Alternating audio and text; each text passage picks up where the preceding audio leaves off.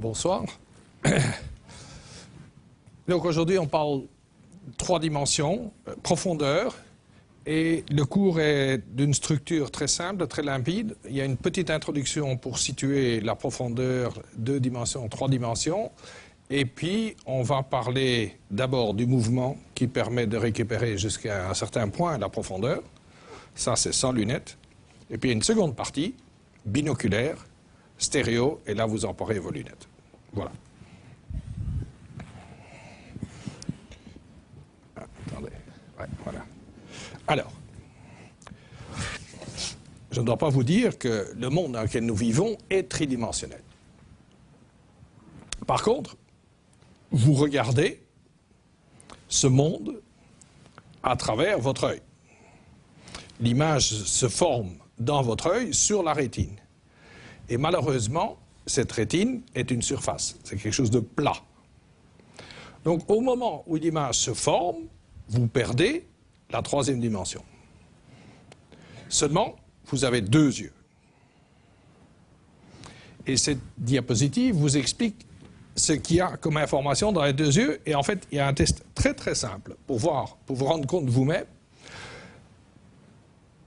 sur quoi est basée la vision binoculaire et l'emploi de cette vision binoculaire pour extraire la profondeur. Il suffit de regarder quelque chose qui est très très près, donc vous prenez votre doigt et vous le mettez à environ 20 cm de vos yeux, et puis vous fermez un œil et puis l'autre. Alors qu'est-ce que vous voyez? Voilà. Pourquoi? Parce que vos 2 yeux ne sont pas au même endroit dans le monde, et donc regardent ce monde sous un point de vue légèrement différent.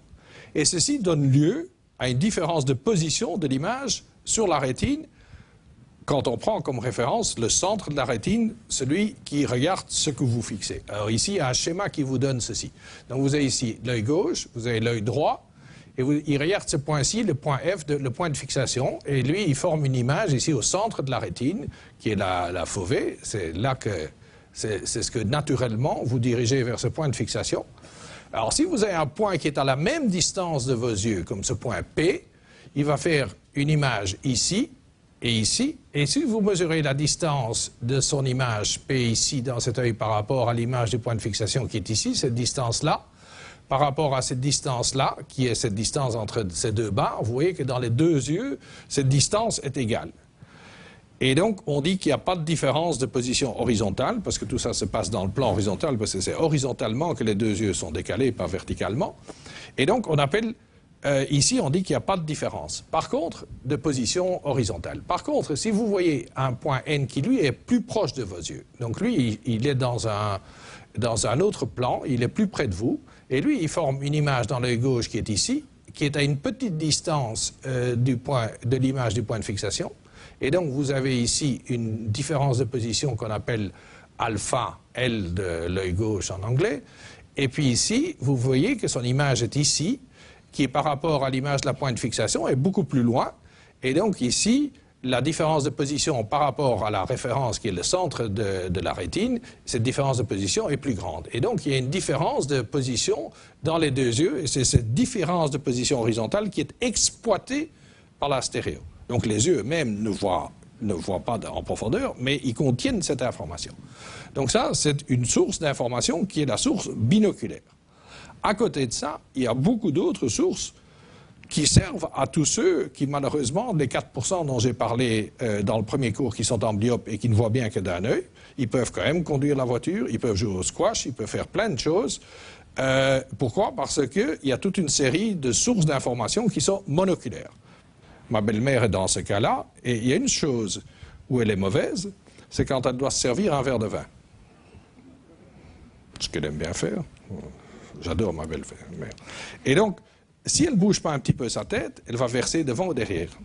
Parce qu'au moment où elle bouge sa tête, elle introduit un mouvement sur sa rétine, et alors elle revoit la profondeur en exploitant le mouvement. Le mouvement étant la source monoculaire la plus importante parmi les sources monoculaires. Il y a d'autres sources comme l'éclairage, les ombres, la texture, mais c'est des sources beaucoup moins fiables. La seconde source la plus fiable après la stéréo, c'est le mouvement. Et donc, c'est les 2 grandes sources d'information dont je vais vous parler ce soir. Alors, au-delà de la rétine, je vous fais un petit rappel. Ça, vous l'avez vu la semaine dernière. Donc, on a d'images qui se forment ici dans l'œil sur la rétine. Ces signaux sont envoyés par un relais thalamique vers le cortex primaire. Et bien que ce schéma ne le montre pas, et je n'ai pas voulu compliquer outre mesure, ce n'est qu'au niveau du cortex visuel primaire que les images des deux yeux se rencontrent. C'est là qu'ils se rencontrent.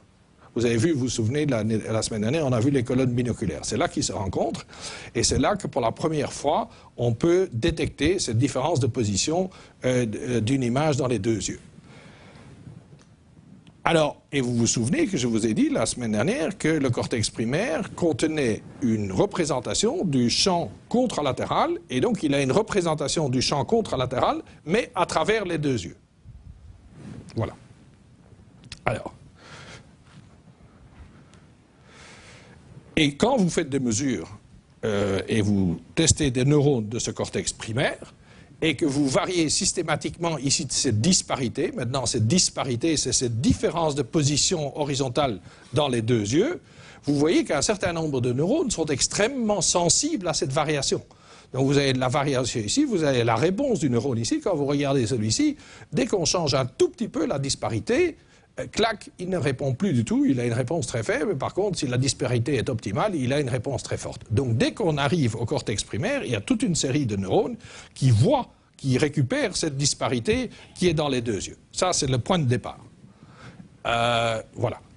Alors, j'ai vu qu'il y a un livre là sur le socle là, de David Hubel, qui est un des deux prix Nobel, David Hubel et Thorsten Wiesel, qui ont, entre autres choses, étudié ce cortex primaire.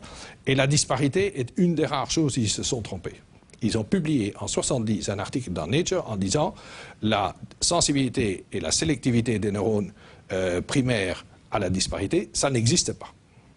Et en fait, ils travaillaient sur une préparation anesthésiée où c'est très difficile à démontrer. Tous ces enregistrements-ci sont pris sur un singe qui est éveillé et qui fixe parfaitement. Ce qui est important pour détecter ces neurones, c'est que l'animal ou le sujet fixe parfaitement. Et ça, ils ne l'avaient pas. Et c'est une des rares choses où ils se sont trompés. Alors, maintenant, la notion cruciale de ce cours. Traditionnellement, quand on vous parle de la troisième dimension, à quoi vous pensez-vous? Vous pensez à la profondeur. Et la profondeur, c'est quoi? C'est une distance. C'est de la distance.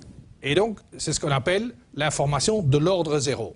Si vous avez l'œil ici, il regarde un plan, et ce plan se trouve à certaines distances du sujet. En fait, la disparité ne vous permet pas de récupérer directement la distance par rapport à vous, mais vous récupérez en fait la distance par rapport au point de fixation. Donc vous ne voyez, et en fait vous ne voyez très très bien les positions en profondeur que tout près du point de fixation. Dès que vous avez quelque chose ici, vous voyez que de façon très approximative où se trouve ce point s'il est trop loin du point de fixation. Mais donc la disparité ne vous donne que des distances. Ce qui nous intéresse nous aujourd'hui, c'est ceci. Si vous regardez cet objet, tout le monde voit qu'il a une surface courbée. Une surface qui est courbée en profondeur. Donc, c'est de cet aspect-là que je veux parler, qui est la forme ou la structure en profondeur, qui est la troisième dimension de la forme, si vous voulez. Alors, comment est-ce qu'on obtient cette information? Eh bien, c'est simplement en prenant des dérivés. Vous vous souvenez que je suis un peu mathématicien quand même. Et donc, simplement, ici, vous avez la disparité. Si vous venez une dérivée dans un sens sur l'espace, vous voyez que la disparité change graduellement. Et ici, la disparité par rapport à l'œil qui est ici, elle change linéairement. Donc ici, vous avez une dérivée d'ordre premier, et donc vous avez un gradient d'ordre premier, un gradient linéaire, si vous voulez. Donc par rapport à l'œil, ceci est proche, et ici les disparités ont une certaine valeur. Ici, la valeur change graduellement, mais elle change de façon linéaire, et ça correspond à un plan incliné. Alors, si vous prenez une dérivée seconde, alors vous regardez comment l'orientation varie elle-même en fonction de l'espace. Et donc, alors vous obtenez des surfaces courbes. Et si vous allez d'ici à ici, en fait, c'est comme si vous avez un petit bout d'orientation, et puis l'orientation change un petit peu. Ici, l'orientation est vers le haut. Ici, elle est droite vers vous. Et puis ici, le plan, la surface est en fait penchée dans l'autre sens. Donc, en fait, vous avez une variation de l'orientation en profondeur. C'est la dérivée seconde, c'est la courbure. Donc, la courbure, c'est ce qu'on avait ici, au gobelet. Et donc, c'est ça que vous allez pouvoir percevoir. Ceci n'est pas plat, mais est courbé. Par contre, l'orientation, elle est ambiguë. Si vous regardez ce machin-ci, cet haut-parleur, l'avant, là, c'est une surface qui est plane, mais qui est inclinée en profondeur. Donc ici, l'orientation de la surface en profondeur fait partie de la description de la forme de l'objet. Par contre, si je prends ici mes lunettes et je les penche comme ceci, vous avez aussi un changement d'orientation en profondeur, mais ceci ne fait pas partie de l'objet, parce que l'objet, en fait, je peux le mettre comme ça, donc ça donne l'orientation dans l'espace. Et au moment où vous devrez prendre quelque chose, ce serait important de savoir comment les choses sont penchées. Donc, en fait, le premier ordre, cette valeur-ci, ce gradient linéaire, il est ambigu. Il peut soit indiquer quelque chose qui est propre à l'objet, qui fait partie de sa forme tridimensionnelle, ou bien l'orientation dans l'espace de cet objet. Tandis que ceci, ça fait toujours partie de la description de l'objet.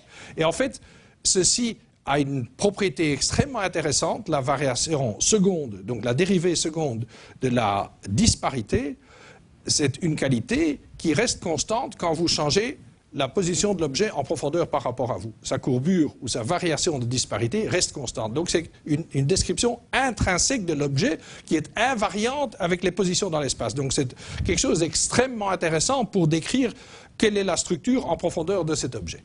Et donc, en fait, toute la conférence d'aujourd'hui traite de cette variable-ci. Comment est-ce que les neurones arrivent à extraire ces gradients de premier ordre, linéaires, et ces gradients de second ordre, soit de la disparité, soit de la vitesse. Et c'est ça les deux sources d'information. Et donc là, vous avez un exemple parfait de ce qu'on appelle la vision de haut niveau. Parce que cette information, elle est déjà présente, comme on a vu, au cortex primaire, mais celle-ci, c'est le traitement ultérieur qui va faire apparaître la sélectivité pour ces paramètres, qui est un paramètre de plus haut niveau, si vous voulez. Donc vous avez là une magnifique illustration de ce qu'on appelle la vision de haut niveau, et c'est un des rares aspects qu'on commence à comprendre. C'est pour ça, et il se fait que c'est mon sujet de recherche, alors je ne me suis pas privé. Alors je vous rappelle quelque chose que je vous ai également dit au cours précédent, qui était cette grande source d'optimisme, si vous voulez, pour la recherche sur le cerveau, c'est qu'on est parvenu à domestiquer ces trois techniques et à les mettre ensemble et à faire traiter du même problème. Et donc, en fait, ce que je vais faire dans ce cours, c'est qu'on va se balader à travers ces trois techniques avec toujours la même question et les mêmes stimuli pour voir comment on peut comprendre l'un à partir de l'autre. Je vous rappelle, ici, il y a l'enregistrement. Donc ici, on enregistre avec la microélectrode. Vous savez, cette toute fine sonde qui parvient à capter des signaux électriques d'un seul neurone dans le cerveau d'un singe qui est éveillé et qui regarde l'image. Ici, on a ce même animal qui est tout aussi éveillé, mais qui cette fois-ci est glissé dans un scanner et qui regarde les images. Et maintenant, on ne mesure plus avec l'électrode, mais on mesure avec l'IRM. Donc on fait de l'IRM fonctionnel. Donc la seule différence entre ces deux mesures, c'est qu'on a la même espèce, on a le même endroit, mais ici on mesure de l'électricité avec une électrode neurone par neurone. Ici, on mesure l'activité de toute une population de milliers de neurones à travers un filtre hémodynamique, mais du même endroit. Et donc, on peut mettre l'un en rapport de l'autre, puisqu'on sait qu'on est exactement au même endroit. Et alors, une fois qu'on a ceci, on peut aller le pas suivant vers l'imagerie humaine, et cette fois-ci, on garde la même technique. Donc, dans les deux cas, on regarde des populations de 1 millier ou de plusieurs milliers de neurones à travers un filtre hémodynamique dans les deux cas. Mais maintenant, on regarde chez le singe et chez l'homme, et on pourra donc extrapoler vers l'homme tout ce qu'on a mesuré ici. En fait, c'est ça qui permet de comprendre ce que ceci représente en termes d'activité neuronale. Je vous signale que cette technique-ci est extrêmement laborieuse. Il faut vraiment un doctorant, mais vraiment bon, motivé, qui travaille dur pendant 1 an pour qu'il mène à bien une seule étude sur une question. Disons qu'on lui donne un jeu de stimuli et on lui dit, voilà, explore cette région avec ce jeu de stimuli. Donc c'est extrêmement laborieux. Et dans le temps, on travaillait un petit peu à l'aveugle, parce qu'on n'avait rien pour nous guider. On disait, oui, peut-être cette région est connectée à celle-là, donc peut-être qu'elle traitera aussi de ces signaux et qu'elle sera intéressée.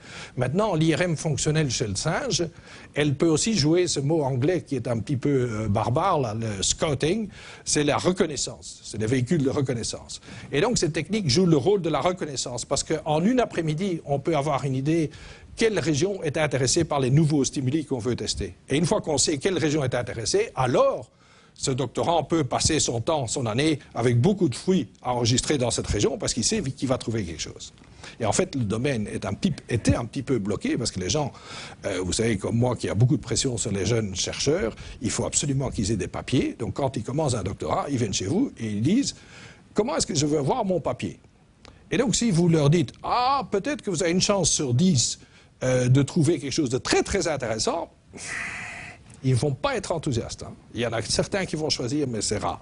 Tandis que si vous avez cette technique et vous lui dites « Voilà, allez d'abord chercher où ça se passe et puis vous mettrez vos anecdotes, là, il viendra chez vous. » Donc c'est vraiment un énorme progrès.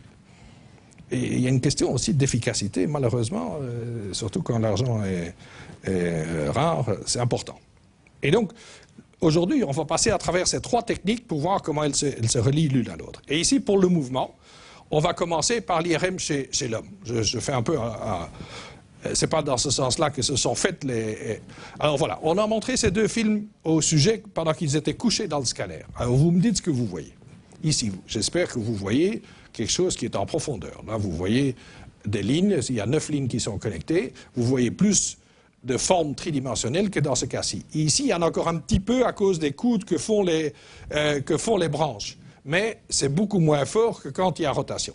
Et donc, ce qu'on a fait, c'est qu'on a simplement montré 2 films de ce style-là, avec des variantes, au sujet, et on a enregistré l'activité avec l'IRM. Et donc, on fait une simple soustraction, la vision de la forme tridimensionnelle, moins la vision de la forme bidimensionnelle. Alors, c'était un peu plus compliqué que ça, parce que donc on compare 2D à 3D, la forme, la dimensionnalité de la forme. En fait, c'est un design factoriel avec 2 facteurs. Donc la dimensionnalité 2D versus 3D était une dimension. Mais quand on commençait ces études il y a 10 ans, on était inquiet que la rigidité de l'objet puisse jouer un rôle, que quand l'objet était déformable et que lui était en 2 ou 3 dimensions, que ça pourrait interférer. Et donc, pour être sûr que nos observations soient générales, on a fait un design factoriel, et donc on a fait du 2D rigide et non rigide, et du 3D rigide et non rigide, et puis il y avait d'autres conditions de contrôle, mais le design essentiel est ici. Et donc, des designs comme ça sont extrêmement puissants, parce que quand vous trouvez un effet de 3D, et que vous trouvez que c'est un effet général, vous avez fait une observation beaucoup plus importante, parce qu'elle est plus générale, puisqu'elle s'applique aussi bien au cas rigide qu'au cas non rigide. Donc, c'est des designs très puissants, les designs factoriels. Alors, si vous faites la soustraction 3D moins 2D, voilà ce que vous obtenez dans un sujet humain. Il est toujours bien vivant, donc tout va bien. C'est des étudiants qui, d'habitude, sont des volontaires, comme on dit, pour ce genre d'expérience. C'est pas vraiment pénible. Il faut juste bien fixer pendant longtemps. Ça, c'est la seule consigne. Alors, qu'est-ce que vous voyez ici? Vous voyez ici le cerveau humain vu d'en haut et de derrière. Donc ici, il y a le lobe frontal, ici, il y a le lobe occipital, et ici, il y a le pariétal. Et vous voyez que, surtout à droite, il y a une grosse activité pariétale qui est ici le long du sillon intrapariétal. Ici, vous voyez le même cerveau, mais maintenant, vous le voyez pile de derrière. Donc ici, ça, c'est le lobe occipital. Et vous voyez ici l'activation pariétale que vous avez vue là. Mais en plus, vous voyez des activations ici postérieures, et surtout celle qui est appelée A, que vous voyez en coupe coronale ici. Ça, c'est une région qui est extrêmement bien connue dans le cerveau humain. C'est la région qui est sensible au mouvement. C'est la fameuse région que Semir Zeki a découverte chez le singe et après chez l'homme, avec Richard Fackowiak et toute l'équipe à Londres. C'est ce qu'on appelle l'équivalent humain de MT V5. Donc à l'origine, on appelait ça le centre du mouvement. Maintenant, on sait que c'est plus le centre, mais c'est en tout cas une région importante qui traite du mouvement. Et n'oubliez pas que vous avez une information au mouvement. Et en fait, on pense que ceci est l'origine, où naît pour la première fois ce signal structure 3D à partir du mouvement. Et puis, il y a toute une série d'aires qui sont connectées, qui reçoivent probablement, mais ça, on ne peut pas le voir. Tout ce qu'on sait ici, c'est qu'il y a des activations. Donc, il y a toute une série d'activations, y compris dans cette aire latérale occipitale, qui est l'aire du mouvement Alors, ça, c'était un sujet. Pour voir que vos observations sont générales, il faut répéter ça dans toute une série de sujets. Et ici, vous trouvez un résumé. Vous trouvez toutes les zones sur un cerveau plus ou moins moyenné. Vous voyez toutes les zones qui sont activées dans cette soustraction, cette comparaison 3D par rapport à 2D. Donc vous retrouvez le numéro 1 ici, ça c'est la région MT humaine, et puis vous voyez toutes ces régions, y compris ces régions pariétales que vous avez vues dans le sujet humain, et vous avez une faible activation qui n'est pas aussi constante, qui n'apparaît pas dans tous les sujets, qui est plus ventrale dans la partie ventrale du cerveau. Alors, il y a un point très très important à retenir. Si jamais vous lisez quelque chose sur l'imagerie, n'oubliez pas que ce qu'on vous montre est d'habitude une soustraction. C'est une différence d'activité. Donc les points que je vous montre ici, c'est des régions qui sont plus actives dans une condition que dans une autre. Ça ne veut pas dire qu'ils ne sont pas actifs dans la condition de base, dans le contrôle, si vous voulez. Ça veut simplement dire qu'il y a statistiquement, de façon significative au point de vue statistique, il y a plus d'activité. C'est la seule chose qu'on vous dit. Et n'oubliez pas que c'est toujours par rapport à cette condition de référence qu'on vous montre quelque chose. Quand on va vite et qu'on veut expliquer, si on veut aller vite, on peut dire ici, eh bien, moi je vous montre une activation par la vision de la 3D à partir du mouvement. Et ce n'est pas juste, c'est la comparaison avec un contrôle bidimensionnel. Donc n'oubliez pas que vous voyez d'habitude une soustraction. Parce que quand vous faites une soustraction, le résultat est affecté autant par la condition expérimentale que par la condition contrôle. Donc il faut aller lire le petit texte et lire les méthodes pour voir quelle était exactement la condition contrôle. C'est essentiel. Et parfois, on oublie un petit peu ce point. Alors, bon, vous avez tous vu le film, vous avez vu ces lignes qui tournaient, vous avez vu ces lignes qui étaient en translation. C'est vrai que vous voyez plus de profondeur dans un cas que dans l'autre. Mais il y a beaucoup d'autres différences entre ce stimulus, entre les deux stimuli. Est-ce qu'on peut vraiment dire que l'activité ou la différence d'activité que je vous ai montrée dans le cerveau est vraiment due à cette différence qui m'intéresse moi? Alors là, interviennent ce qu'on appelle les contrôles. C'est la partie la plus importante de l'expérience. La partie la plus importante de l'expérience, ce n'est pas de trouver ce que vous espérez trouver, mais c'est de montrer qu'une fois que vous avez trouvé ce que vous espérez trouver, que quand vous regardez tous les autres facteurs qui pourraient également expliquer votre résultat, cela n'implique pas. Ça, c'est le plus important. Alors, quel genre de contrôle? Et c'est juste pour vous donner une espèce d'idée de comment on fait vraiment ces expériences quand on essaye de bien faire. Donc, le premier genre de contrôle, c'est que vous pouvez vous dire, ah ben, dans un cas, vous avez vos lignes qui bougent comme ça, dans l'autre cas, les lignes tournent comme ça. Si moi je calcule toutes les vitesses qu'il y a dans un stimulus et dans l'autre, il y a toute une série de différences, si vous voulez, de bas niveau entre ces deux stimuli. Et donc, ce qu'on a fait comme contrôle, c'est qu'on a fait plein d'autres différences de bas niveau par rapport à la condition 3D, et on a montré que la 3D faisait toujours mieux que tous ces contrôles de bas niveau. Donc ça, c'était un type de contrôle. Donc par là, on essayait d'exclure que ce soit la différence de bas niveau qui est toujours présente, parce que vous ne pouvez pas produire votre effet sans qu'il y ait ces différences de bas niveau. Cela n'explique pas le résultat. Alors, second contrôle, invariablement, et ça vous aura peut-être frappé aussi, un des reviewers va vous dire « Ah, mais votre stimulus qui tourne là, celui que vous voyez en profondeur, il est beaucoup plus intéressant que celui qui est en translation. » Et donc tout ce que vous voyez, c'est un effet d'attention, parce que vos sujets sont un peu plus captivés par celui qui tourne que par l'autre. Donc vous devez faire un contrôle où vous contrôlez l'attention du sujet et vous montrez que, nonobstant le fait que maintenant vous égalisez l'attention, et une façon élégante de le faire, c'est en fait d'enlever l'attention. Vous pouvez faire une tâche très difficile au centre du champ visuel, que le sujet est très préoccupé par cet autre stimulus, de sorte qu'il ne s'occupe pas de celui que vous projetez en plus, et montrer que la différence subsiste. Second contrôle. Et alors, le troisième contrôle, et celui, quand vous envoyez un bon journal, vous avez des bons reviewers. Et là, c'était un gars très pointu, il a fait le raisonnement suivant. Vous essayez de montrer que la région, ou les régions que vous montrez, sont dues à une extraction de la forme tridimensionnelle à partir du mouvement. Mais, vous avez aussi de la forme et du mouvement.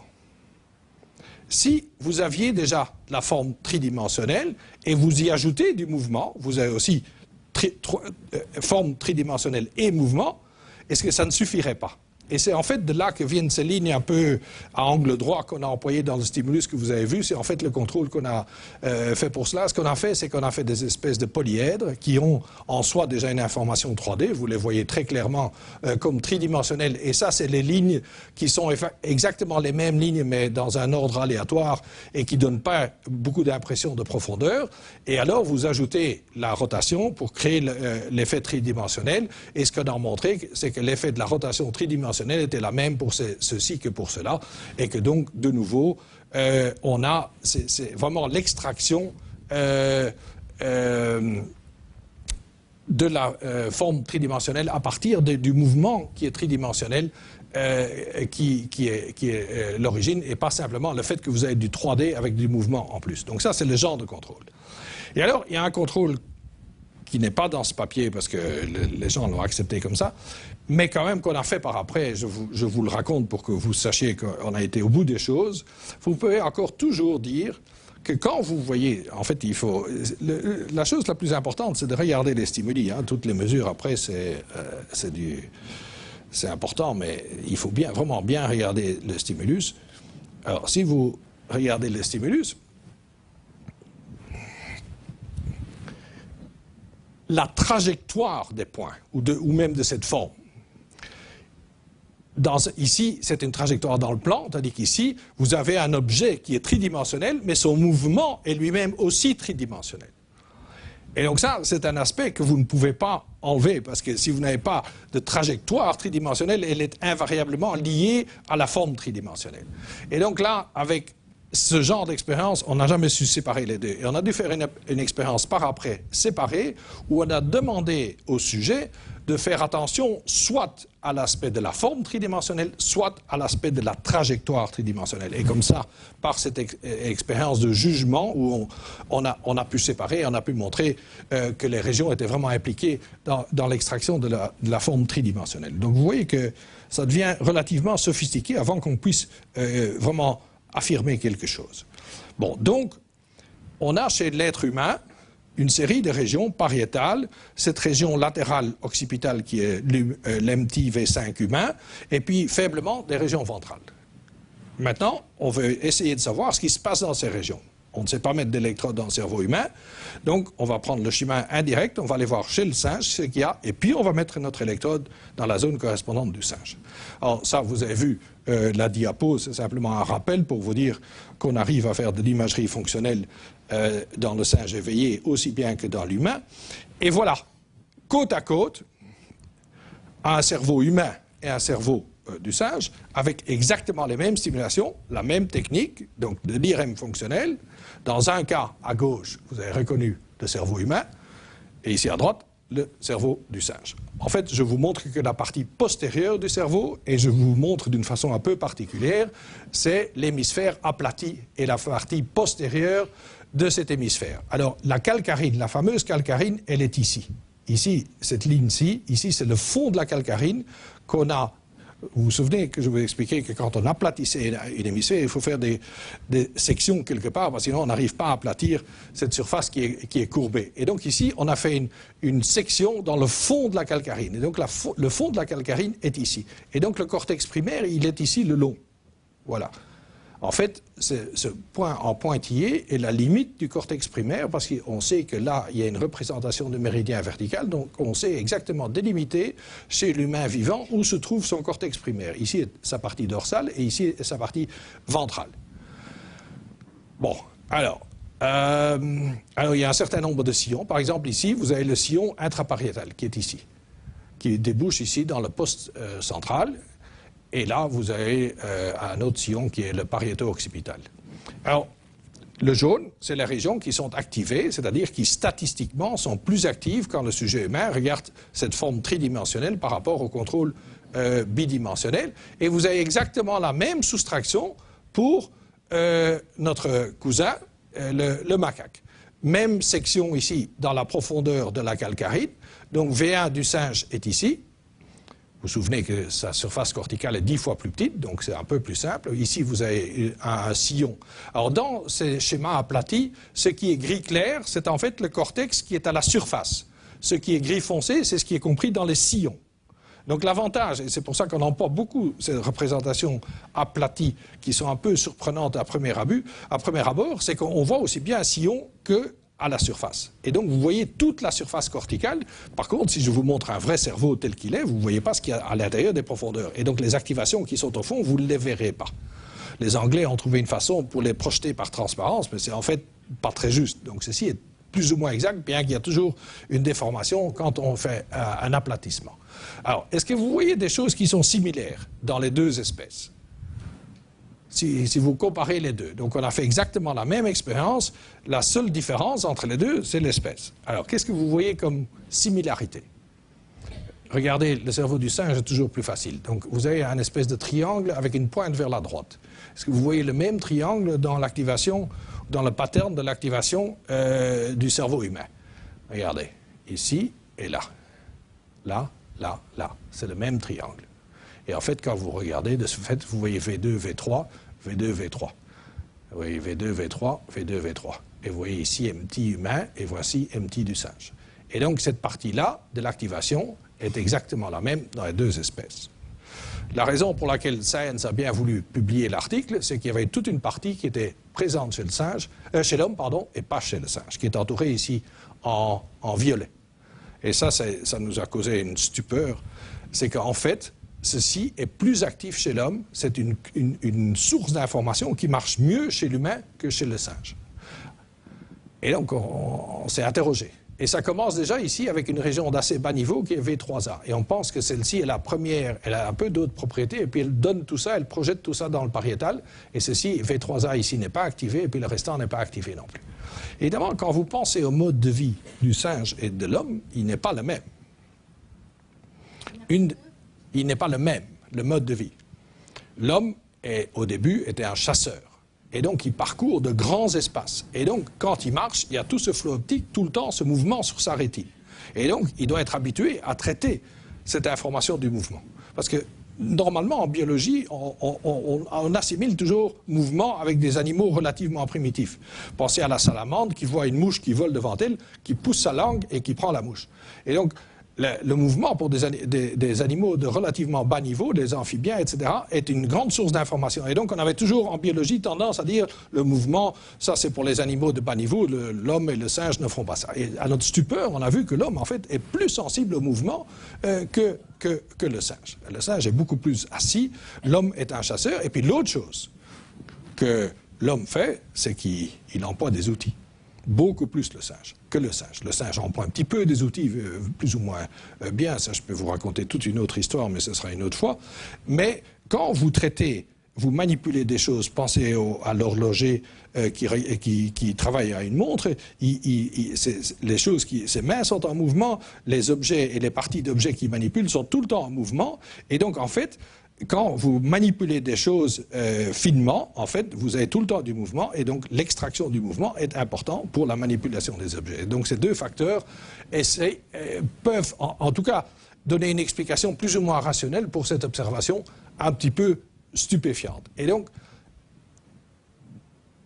c'est, si vous voulez, aussi le résumé de tout ce qu'on a fait jusqu'à présent, qu'on a comparé systématiquement l'humain et le singe, c'est qu'il y a des parties communes, et puis je vous ai dit, comme notre surface est 10 fois plus grande, mais il faut bien qu'il y ait des différences.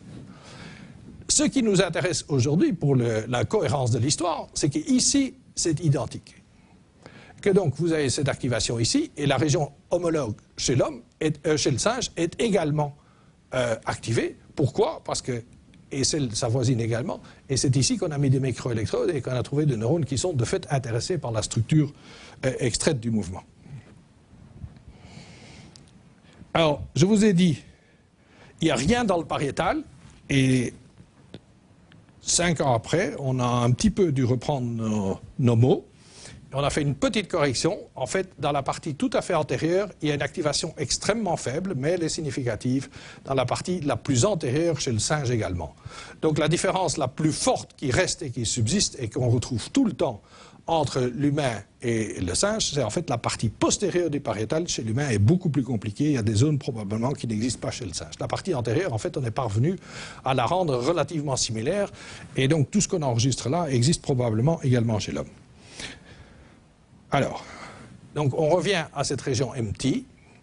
Et donc ici, c'était un singe. Ceci, je vous montre tout le détail. On avait fait 3 singes différents. On a répété l'expérience et chaque fois, on a montré qu'il y avait plus d'activation. Le rouge, c'est chaque fois le 3D. Le vert, c'est chaque fois le 2D. Et donc, on a fait de nouveau tout un travail de fond pour être sûr que ça se répète, que ce soit présent dans différents animaux, que c'est vrai quand il y a un œil qui est ouvert, quand les deux sont ouverts, quand on change de stimuli, etc. Donc, on a montré que c'était absolument général. Alors maintenant, qu'est-ce qui se passe quand on va enregistrer dans cette région? Donc maintenant, on fait la 3e étape. On va mettre notre électrode ici et on va enregistrer dans les neurones d'MT. Et donc là, on trouve ces neurones qui sont absolument remarquables. Et c'est des neurones qui sont sensibles à l'orientation du gradient de vitesse. Donc je vous ai redessiné ici un gradient de vitesse. Ici, vous avez un gradient qui va de rapide en bas à lent en haut. Donc il y a un gradient qui est linéaire comme ceci, et ça correspond effectivement à un plan qui est incliné où le bas viendrait vers vous et le haut serait plus loin de vous. Ici, vous avez un plan dans l'autre sens, vous avez du rapide ici, du lent là, et donc ça c'est proche de vous et ça c'est loin de vous. Donc le gradient de vitesse vous donne une indication de l'orientation dans quel sens le plan est incliné en profondeur, si c'est comme ça et comme ça. Alors ici, vous avez un neurone. Vous voyez son activité ici, vous voyez chaque fois ici, ça c'est la durée de la stimulation, donc ça c'est son niveau d'activité, vous voyez qu'ici il n'est pas actif du tout, là il est très actif, et le stimulus ici, dans tous les cas, c'est la même direction, donc ces neurones on sait bien qu'ils sont directionnels tous, mais tout le stimulus partout est dans la bonne direction. La seule chose qui change, c'est l'orientation du gradient de vitesse, parce qu'ici le rapide est à droite, et la longueur de les flèches donne l'indication de la vitesse. Donc ici, c'est rapide à droite et c'est lent ici. Et ici, c'est l'inverse. Ici, c'est rapide à gauche et lent à droite.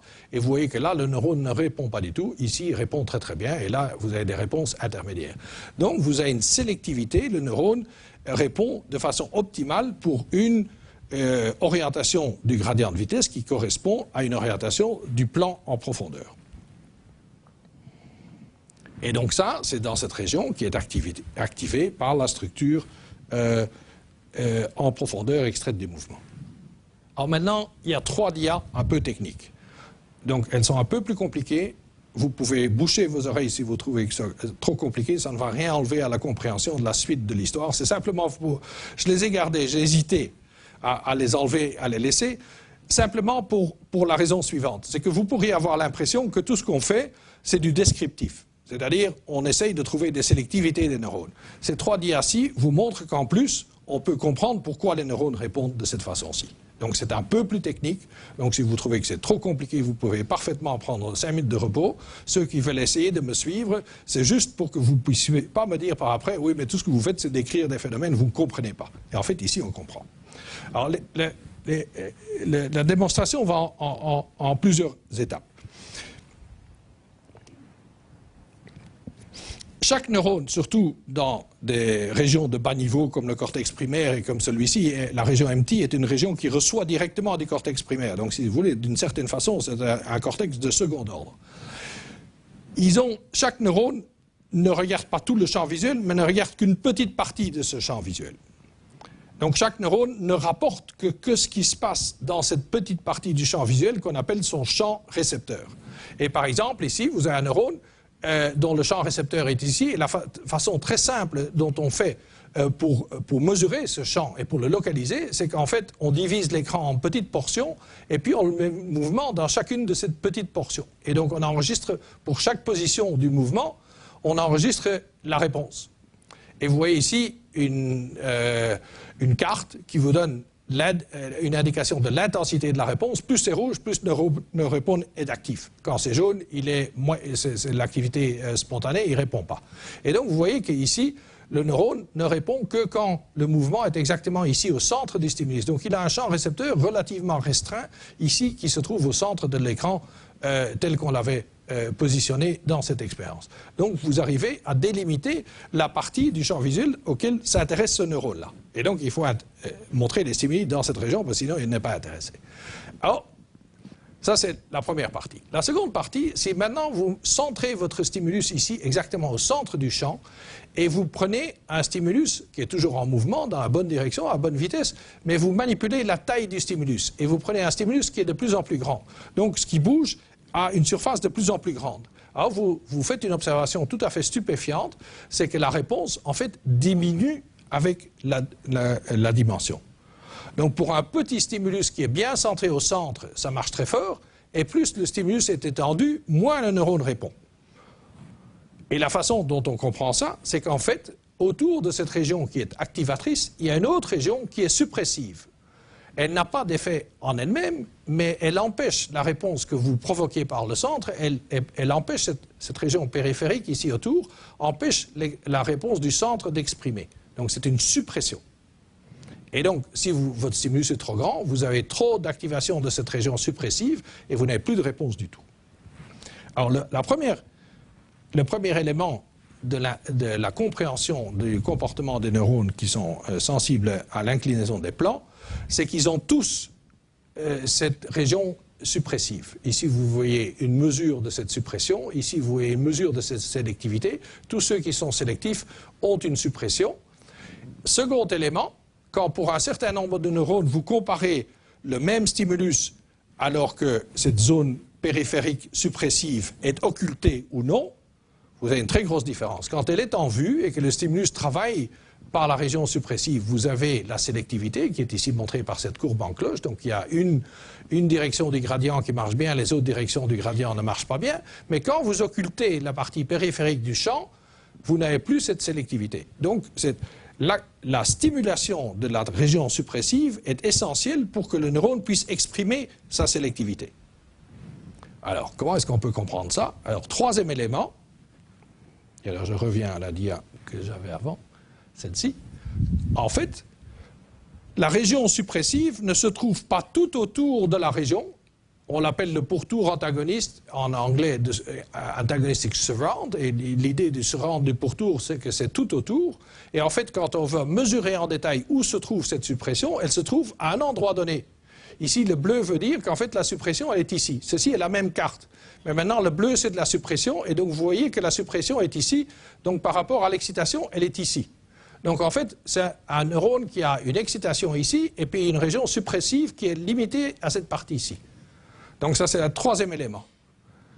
Et alors, le dernier élément, et ça, c'est ce qui rend l'affaire compliquée, c'est qu'on peut mesurer l'intensité de cette suppression, non seulement en fonction de la position dans le pourtour, mais en fonction de la vitesse relative. Parce que n'oubliez pas qu'on regarde des gradients de vitesse. Et alors, ici, on a refait le même test, mais à des vitesses différentes. Celle du centre est toujours la même, mais celle autour est soit la même, plus lente ou plus rapide. Et alors, on voit que quand la vitesse dans le pourtour est de la même vitesse que celle au centre ou plus rapide, la suppression est là. Par contre, quand elle est plus lente, la suppression est beaucoup plus réduite. Et alors maintenant, vous avez tous les éléments.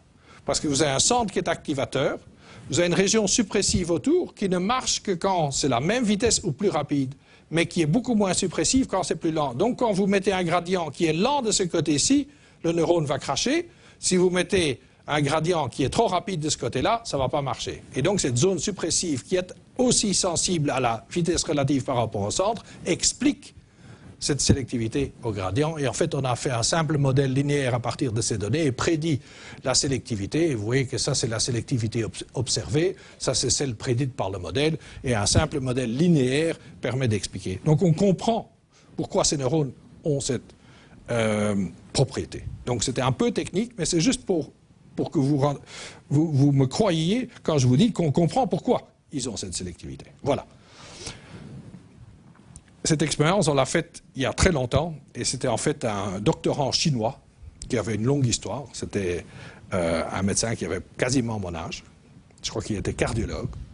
Il avait été envoyé par Mao dans les champs, donc il avait fait la révolution culturelle. Et d'une façon ou d'une autre, il s'était passionné pour la science, et pour se refaire une vie, parce que sa vie était tout à fait brisée, il était venu en Occident, et je ne sais pas plus comment il est arrivé chez nous, et donc il a fait un doctorat chez nous.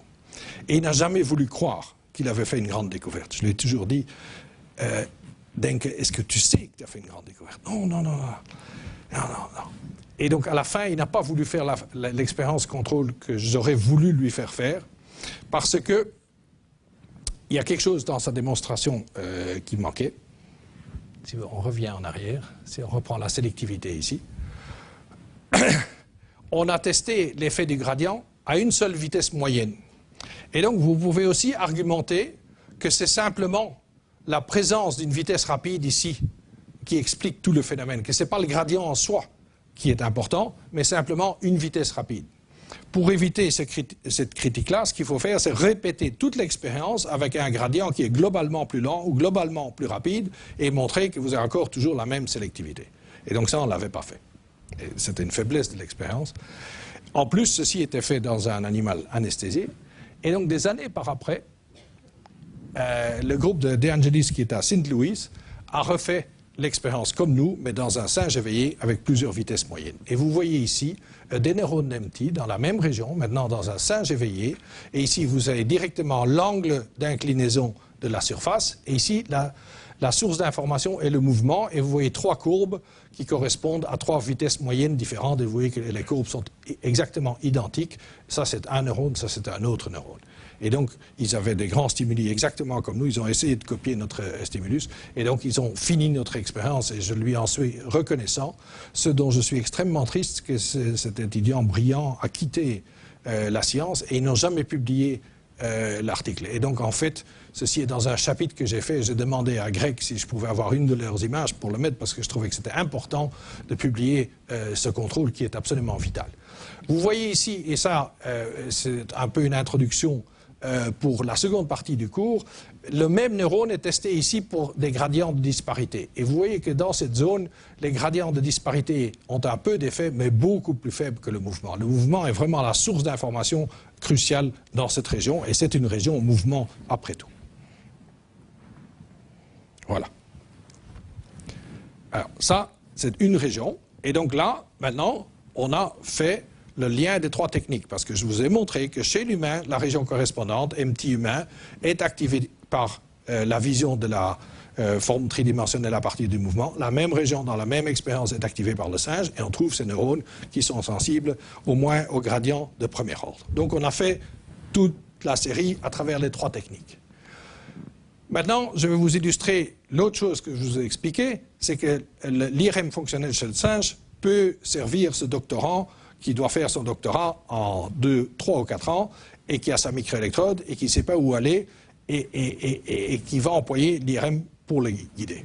Ce qu'on avait vu dans cette expérience d'IRM fonctionnel, vous retrouvez ici MT dans le sillon temporal supérieur, qui avait une région à côté, ici FST, qui est marquée ici, qui en fait avait la même sélectivité pour le 3D comparé au 2D. Ici, vous avez la rotation en profondeur, la translation en 2D, et vous voyez que l'effet était même plus grand dans MT. Regardez ici. Donc la différence, et ça c'est la variabilité de la réponse, donc ça c'est très significatif. Donc en fait, cette région avait l'air d'être impliquée dans la même chose. Il n'y avait jamais aucune étude qui avait été faite.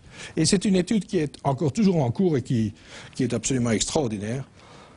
On a essayé des stimuli un peu plus sophistiqués, que j'ai fait avec Jim Todd. Alors, regardez ce que vous voyez. Alors, ici à gauche, vous devez voir le plan qui est incliné en profondeur. Vous devez voir un plan qui est incliné dans cette direction-là. Soit vous voyez à gauche devant et à droite derrière, ou l'inverse. Ici, vous devriez voir un coin en profondeur. Donc, ici, vous devriez voir un espèce de cône arrondi qui sort ou qui rentre dans l'image, mais un espèce de cône qui est symétrique. Et ici, vous devez voir une espèce de selle en mouvement. Alors ça, c'est des stimuli de premier ordre, ça, c'est des stimuli de second ordre. Ici, les gradients sont courbés ou de second ordre. Ici, les gradients sont linéaires comme dans l'expérience précédente, mais ici, les stimuli sont beaucoup plus petits que ce qu'on avait dans l'expérience. Alors, ceci, c'est les 3 grands classes de gradients de second ordre, parce qu'ici, vous avez une courbure dans ce sens-là et 0 courbure dans ce sens-ci. C'est comme ça que vous obtenez un coin, parce qu'il y a courbure dans ce sens-ci, il n'y en a pas dans celui-ci.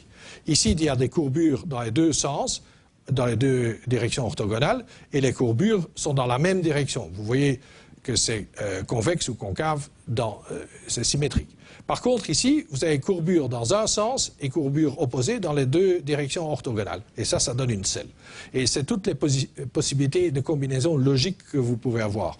Quand vous avez une courbure dans un sens, ou bien l'autre est dans le même sens, ou bien elle est 0, ou bien elle est dans l'autre sens. Il n'y a pas d'autre possibilité.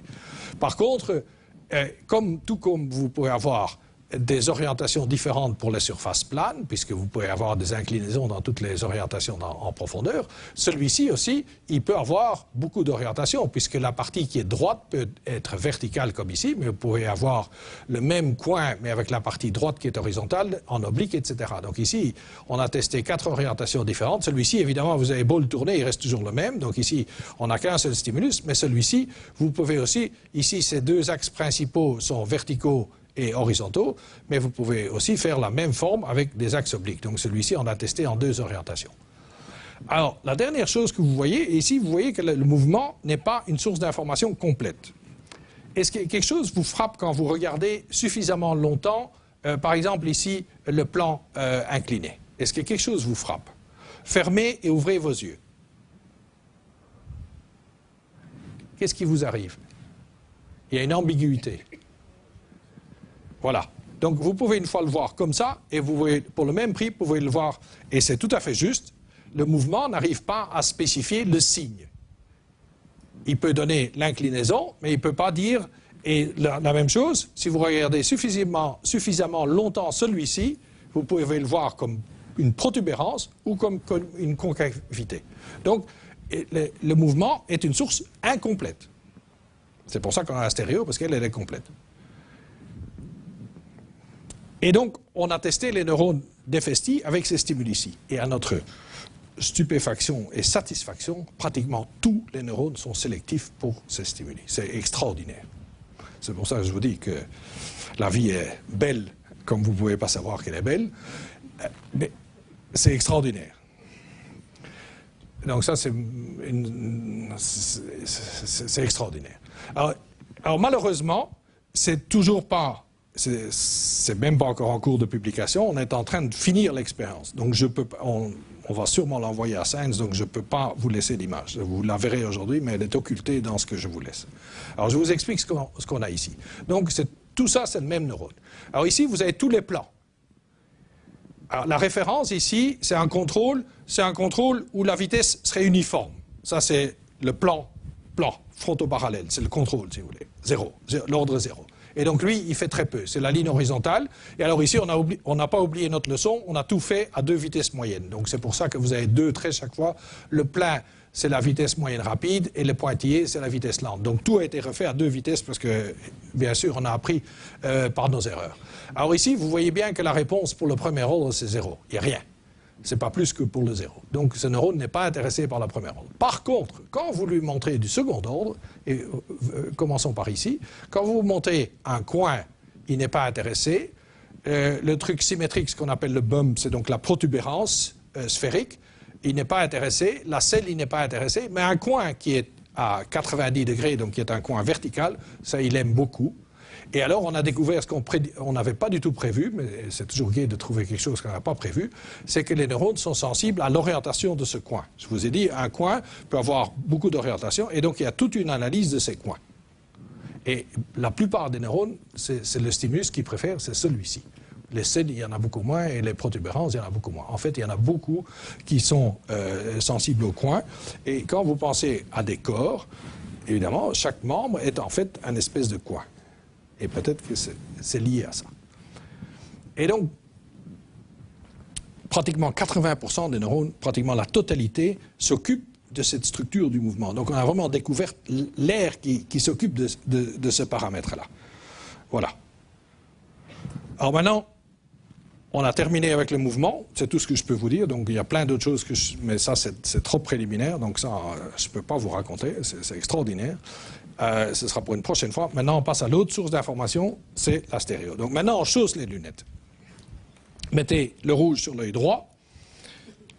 Et alors, vous regardez le stimuli en jaune. Parce que ceux-là sont un mélange de rouge et de vert, ils apparaissent jaunes. Mais quand vous les regardez assez longtemps avec les lunettes, vous devrez voir qu'il n'est pas plan, ce stimulus, mais qu'en fait, qu'il est courbé. S'il vous plaît. Et au début, c'est pas facile, hein, et plus vous êtes fatigué, moins c'est évident. C'est marrant, ça moi je suis pas dans la... Oui, plus on est dans l'axe. Alors, une façon de décrire ce que vous voyez, c'est de voir où est le point blanc ici par rapport au stimulus jaune. Et donc il est courbé. Alors vous devez me dire si vous le voyez plutôt comme ça ou plutôt comme ça. Alors, regardez. Ça dure un petit temps avant que ça sorte. Hein. Donc je vais faire l'expérience avec vous pour vous donner le temps.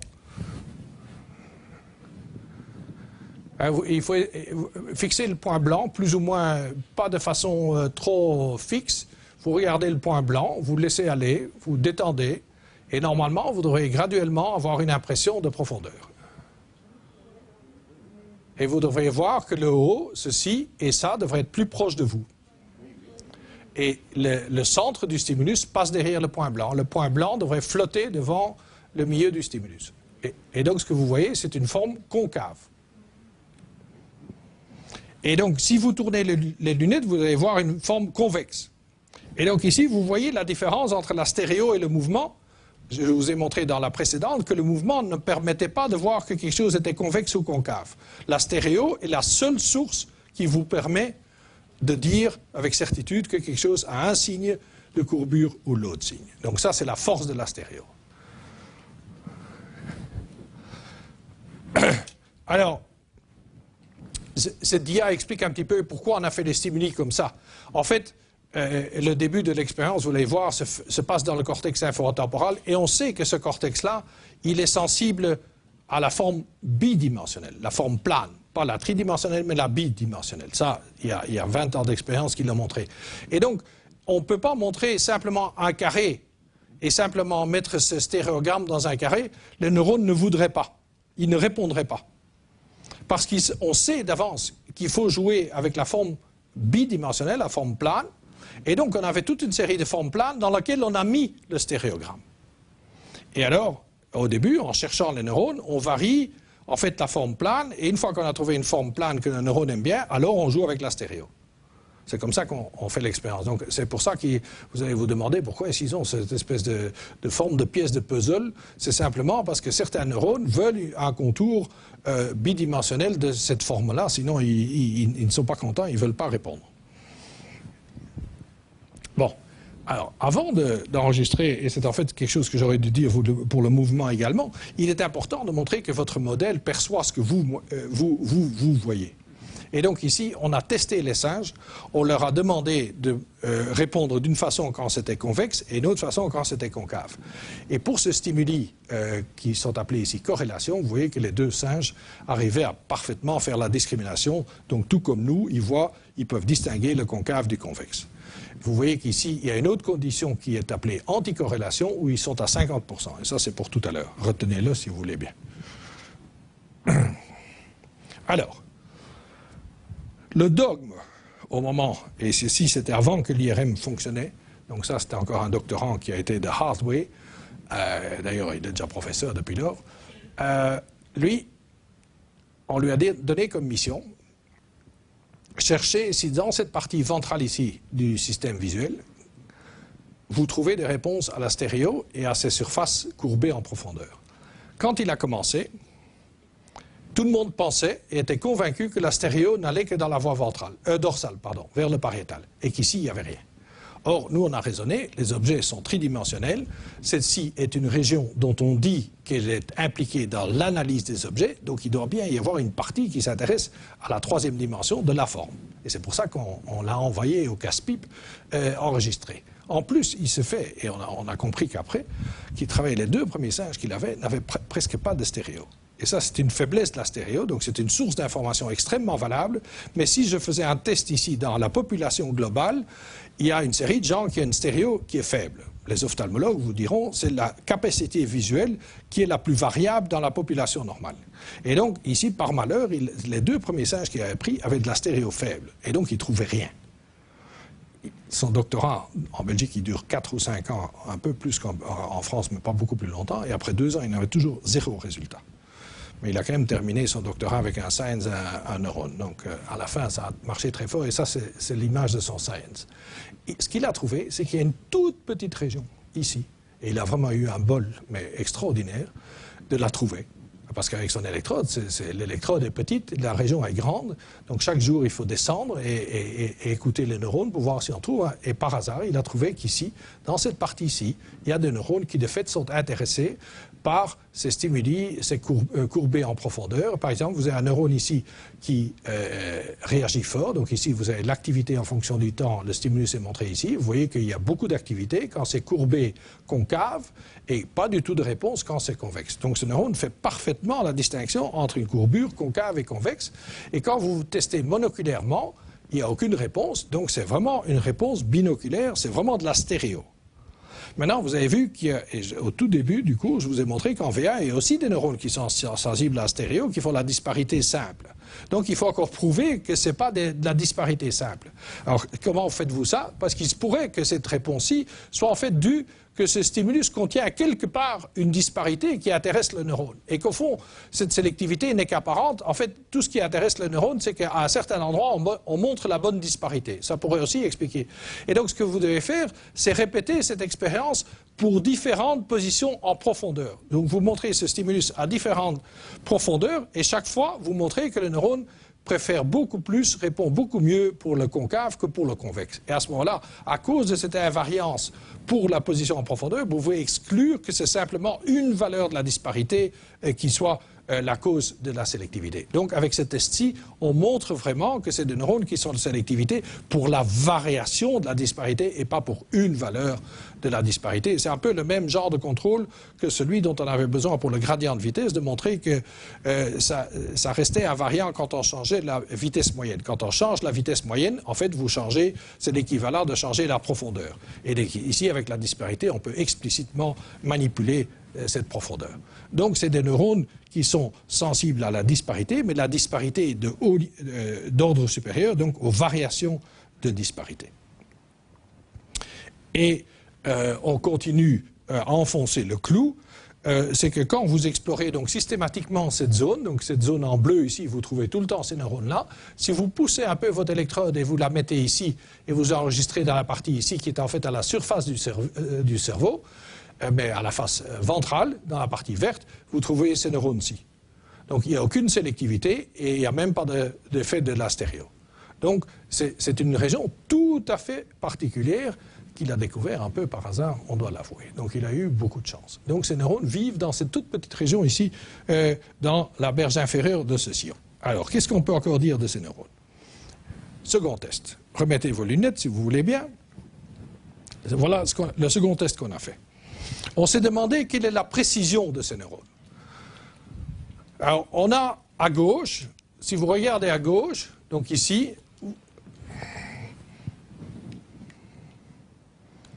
là, vous voyez les stimuli originaux. Donc ici, vous avez des stimuli concaves, ici en dessous, c'est convexe. Donc ici, le haut et le bas viennent vers vous, ici, c'est le centre du stimulus qui vient vers vous. Alors ceci, c'est ce qu'on appelle une approximation linéaire. C'est deux plans qui se touchent ici au milieu. Et donc ici, ils sont en concave, ici, ils sont en convexe. C'est ce qu'on appelle l'approximation linéaire. Ici, vous avez une approximation d'ordre zéro, c'est-à-dire qu'ici, vous avez la partie centrale qui a une autre disparité que le restant. Donc ici, c'est la partie centrale qui est loin, et les deux bouts ici au-dessus sont près, et ici, c'est l'inverse. Donc ça, c'est des approximations d'ordre zéro, et ça, c'est simplement des plans inclinés. Donc ça, c'est un plan dont le haut vient vers vous, et ça, c'est un plan dont le bas vient vers vous. Et donc, le but, c'est de prendre un neurone qui est sélectif pour ceci et voir ce qu'il fait pour ces approximations.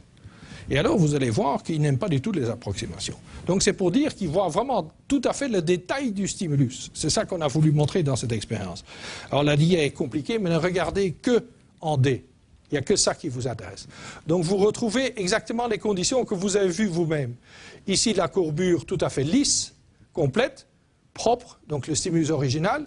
L'approximation par un coin qui sont en fait deux surfaces inclinées qui se touchent ici au centre, et puis des approximations par des pièces d'ordre zéro.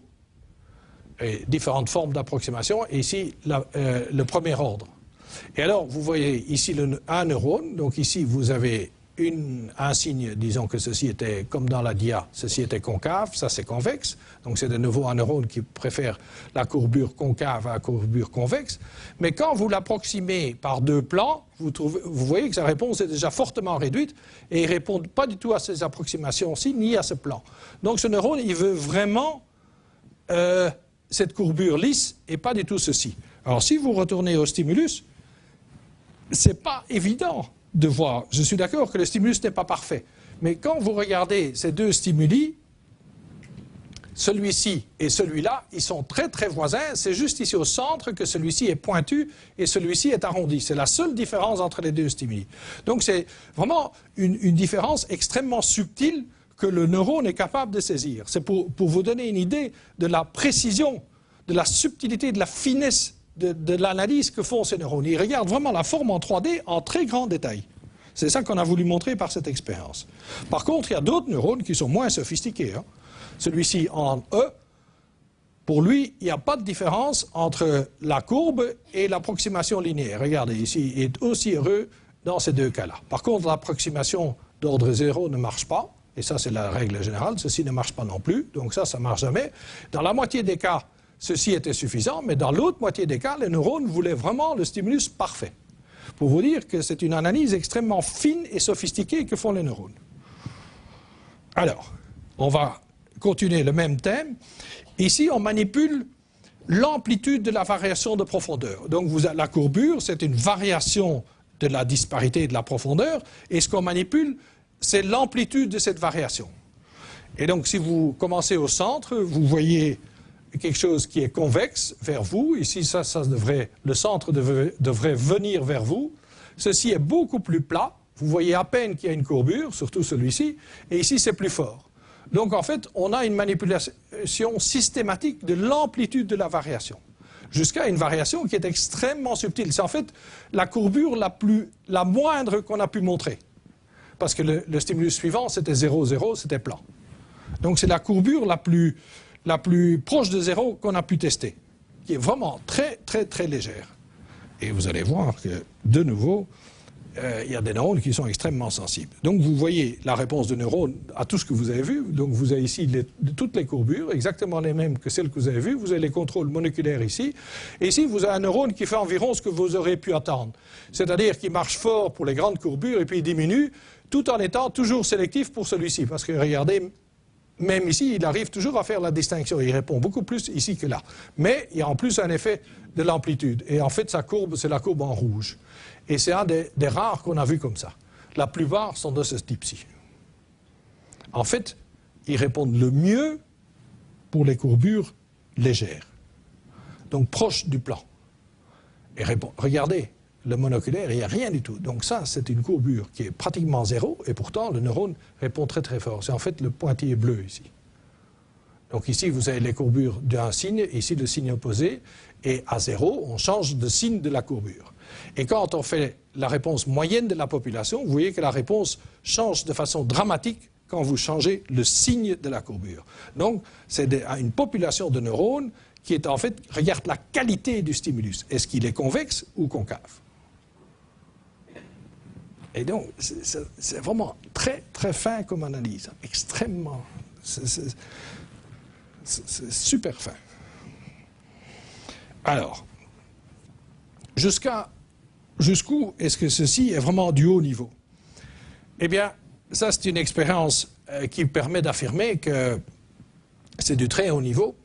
Et en vision ordinateur, ceci est un gros problème. C'est ce qu'on appelle le problème des correspondances. Souvenez-vous qu'on a tous des stimuli qui sont en fait des bruits, donc vous avez du blanc et du noir qui est distribué au hasard. Dans le cas normal, vous avez ces deux stimuli-ci qui vont dans les deux yeux. Donc ici, vous avez un stimulus pour l'œil gauche, stimulus de l'œil droit, et vous regardez bien, vous voyez exactement les mêmes contrastes. Donc ici, il y a le petit point blanc que vous retrouvez ici. Donc ça, c'est des stimuli qui sont parfaitement corrélés. Quand vous les montrez, vous voyez cette impression de profondeur comme vous avez eu. Maintenant, on fait une manipulation qui a été introduite par les Anglais d'Oxford, Cummings et Parker.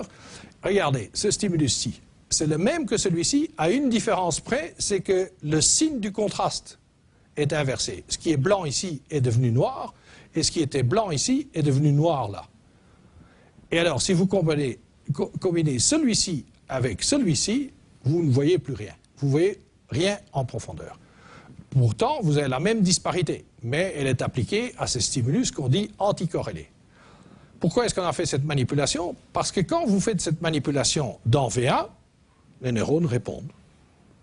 Et ça fait un fameux papier. Ça veut dire que les neurones de V1 répondent alors que vous ne voyez pas de profondeur. Et le singe, je vous ai demandé de retenir le 50%. C'était dans cette condition anticorrélée. Donc le singe, comme nous, il ne voit pas de profondeur dans ces stimuli. Pourtant, le cortex primaire répond.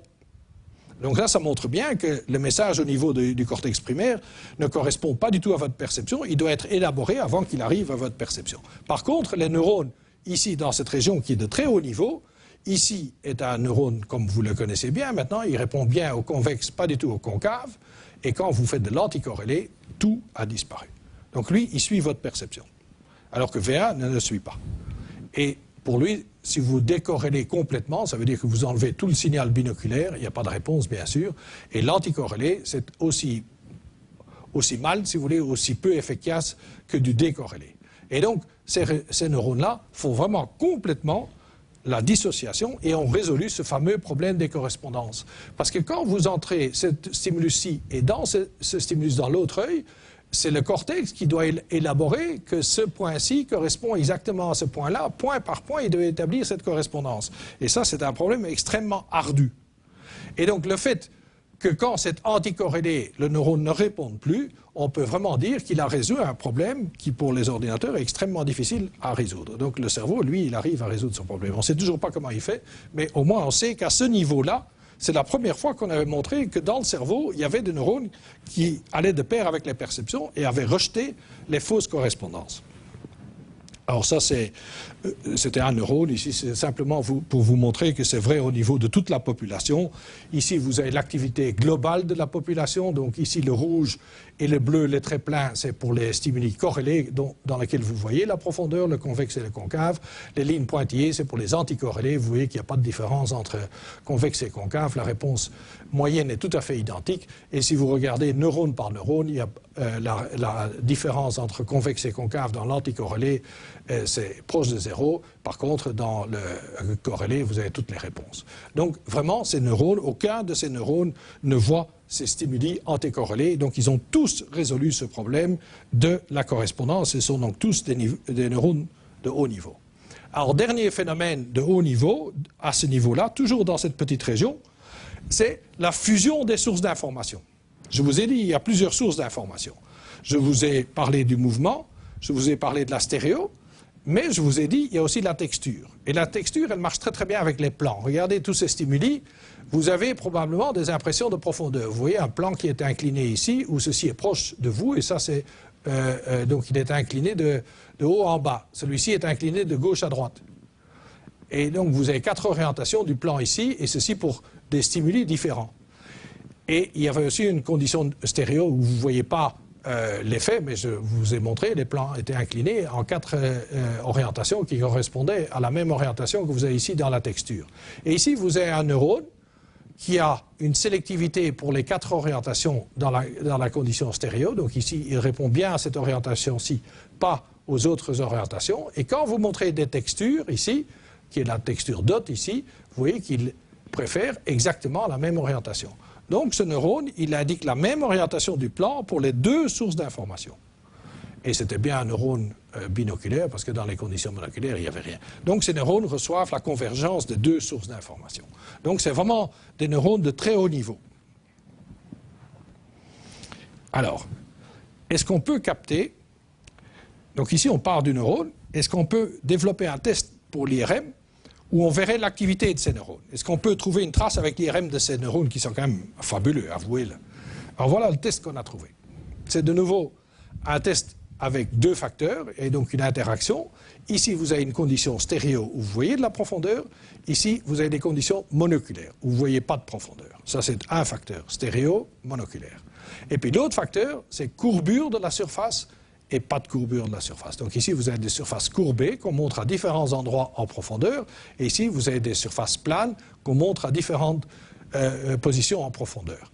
Et donc, ce qu'on va chercher, c'est une interaction. On va chercher des régions où cette condition fait plus que son contrôle moléculaire, mais cette différence-ci doit être plus grande que la différence qu'on a pour des surfaces planes. À ce moment-là, on pourra dire qu'il y a des neurones qui sont vraiment intéressés par les surfaces courbées. Donc on cherche une interaction. Voilà les stimuli. Donc si vous remettez les lunettes, vous verrez les stimuli qu'on a employés.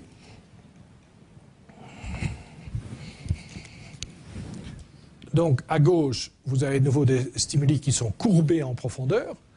Ici, vous avez des stimuli inclinés. Et ici, vous avez les contrôles à position d'ordre 0. Donc ceux-là, ils sont en profondeur, mais ils sont plans. Ils sont frontoparallèles. Donc vous voyez comme des plans droits qui sont devant ou derrière la surface de fixation. Donc il y a de la profondeur, mais il n'y a pas de courbure en profondeur. Ici, il y a de la profondeur et de la courbure en profondeur. Ici, il y a de la profondeur et de l'orientation en profondeur. Et donc on va chercher cette interaction. Alors l'avantage, c'est qu'on a l'IRM chez le singe et qu'on peut vérifier que la région où on a enregistré, elle montre vraiment cette interaction. Et voilà la petite région où Peter Janssen, ce doctorant, a enregistré. Vous voyez que c'est vraiment une toute petite région, qu'il a eu beaucoup de chance que ces électrodes soient passées par là pour trouver ces neurones. Et donc, cette région montre cette interaction, mais vous voyez qu'il y a 3 autres régions dans le cerveau du singe qui ont la même interaction. Ici, une région pariétale, une région prémotrice et une région ici, V3, qui est une des régions proches de V1, relativement proche de V1 et de relativement bas niveau, si vous voulez. Alors que ceux-ci sont vraiment des régions d'extrêmement haut niveau dans la voie ventrale et dans la voie dorsale. Et donc, à partir de là, si on croit vraiment en son test, il faudrait enregistrer là et vérifier qu'il y a de nouveau les mêmes neurones. Alors, ce serait bon. Bon, ceci c'est le détail. Dans ce pariétal, il y a effectivement toute une activation. Et donc, on a mis des électrodes ici. Et on a été enregistré. Et voilà. Il y a les mêmes neurones. Donc, aussi bien la voie dorsale que la voie ventrale a ces neurones sophistiqués pour voir la forme tridimensionnelle avec la stéréo. Donc ici, c'est l'endroit d'enregistrement. Et donc, on peut comparer ça avec les cartes de l'IRM. Ça, c'est l'avantage, c'est qu'on met tout dans les mêmes coordonnées. Et donc, on est bien sûr qu'on a enregistré dans la même région, même si ce n'est pas dans le même singe. Et vous voyez un de ces neurones ici. Donc, vous voyez que celui-ci veut de nouveau une courbure convexe, ne répond pas au concave. Il ne répond pas aux conditions moléculaires. Quand on fait le contrôle avec les différentes positions en profondeur, la sélectivité est maintenue partout. Donc c'est de nouveau un neurone de haut niveau de disparité d'ordre supérieur, exactement comme dans le temporal, mais une grande différence. Regardez ici.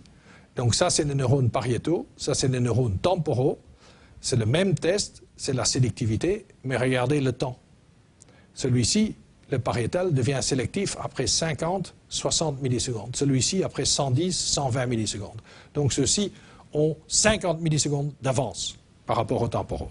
En fait, il y a ce papier est malheureusement de nouveau parti dans un journal de grande réputation, donc je ne peux pas vous montrer plus parce qu'ils mettent des embargos.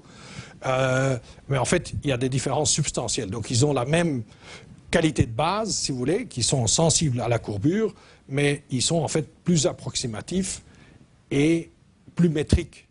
Ils n'ont pas ce saut quand on change de signe. Ça, c'est typique pour le temporal, ça ne se retrouve pas dans le pariétal. Donc en fait, on a 2 représentations de la forme tridimensionnelle basée sur la stéréo, aussi bien dans le temporal que dans le pariétal, mais les qualités sont un peu différentes, qui ont trait au fait que le pariétal en a besoin pour prendre quelque chose, et donc au plus vite, mais ça peut être approximatif. Tout ce qu'il faut savoir, c'est qu'à un certain moment, à un certain endroit, vous avez telle épaisseur pour ajuster votre pince, vous ne devez pas savoir le détail parfait de la surface, ça n'est pas important. C'est important éventuellement pour la reconnaissance, donc dans le temporal, et ça peut prendre un peu plus de temps dans le temporal, mais pour prendre, il faut faire vite.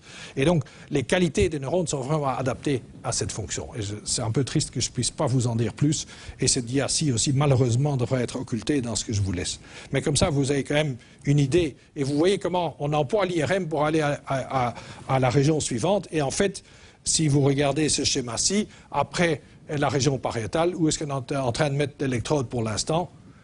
Ici, dans le ventral prémoteur, pour faire une 3e comparaison. On aura les 3 régions, et c'est la première fois qu'on peut comparer un truc comme ça. Et vous voyez que vraiment l'IRM chez le singe, c'est extraordinaire. Voilà. on est arrivé au bout. Conclusion. Eh bien, je vous ai montré toute une série de choses. La première chose importante, c'est que ces sources d'informations pour la profondeur ne donnent pas juste la profondeur distance, mais donnent la variation de la profondeur, c'est-à-dire la structure dans la troisième dimension. Alors, cette structure, et ça c'est une conclusion relativement générale maintenant qu'on peut faire après 10 ans de travaux, c'est qu'en fait, il y a tout un type de mécanisme des neurones d'une certaine sélectivité, c'est ces neurones qui sont sélectifs pour les gradients de premier ordre, les linéaires, ou de second ordre, qu'on trouve aussi bien pour la vitesse que pour la disparité. Donc ça devient vraiment un mécanisme général. Donc ça, c'est une grosse conclusion, c'est que ça, c'est un type de sélectivité d'ordre supérieur, c'est cette sensibilité au gradient. Alors, on a trouvé chez le primate non humain que certaines de ces régions qu'on a ici, on peut développer des tests IRMF spécifiques qui permettent d'activer ces régions. Et alors, vous pouvez aller chez l'homme et voir si des régions similaires sont activées. Et au moins pour le mouvement, je vous l'ai montré. En fait, ce que je vous ai montré à la fin avec la stéréo pour le singe, on l'a aussi fait chez l'homme. De nouveau, c'est un papier qui est parti dans les reviews, donc je ne peux pas vraiment... Mais de fait, on retrouve les mêmes régions. Donc on sait en fait aussi où sont les régions chez l'homme, et on trouve aussi cette région ventrale prémotrice chez l'homme. C'est fabuleux. Donc, avec ça, on peut aller alors chez l'homme, et on peut trouver des régions similaires chez l'homme. Donc là, pour la première fois, on peut dire que ces régions humaines contiennent probablement les mêmes neurones que ceux qu'on a enregistrés chez le singe. Et donc, alors la conclusion suivante, c'est que la forme tridimensionnelle est traitée dans les deux voies, aussi bien le ventral pour la reconnaissance que la voie dorsale pour l'appréhension et le contrôle du mouvement en général. Parce que, par exemple, les surfaces inclinées qui sont très grandes, ça, c'est le plan incliné sur lequel vous roulez avec vos valises quand vous venez ici à la Cité des Sciences. Vous allez sur un plan incliné pour contrôler votre marche. Vous employez cette source d'information sur l'inclinaison en profondeur de cette surface. Donc, et alors, la méta-conclusion, si vous voulez, que vraiment l'association de ces différentes techniques où on enregistre, on fait de l'IRM chez le singe et chez l'humain, c'est vraiment quelque chose qui nous permet d'aborder les neurosciences cognitives de façon extrêmement fructueuse. Je vous remercie.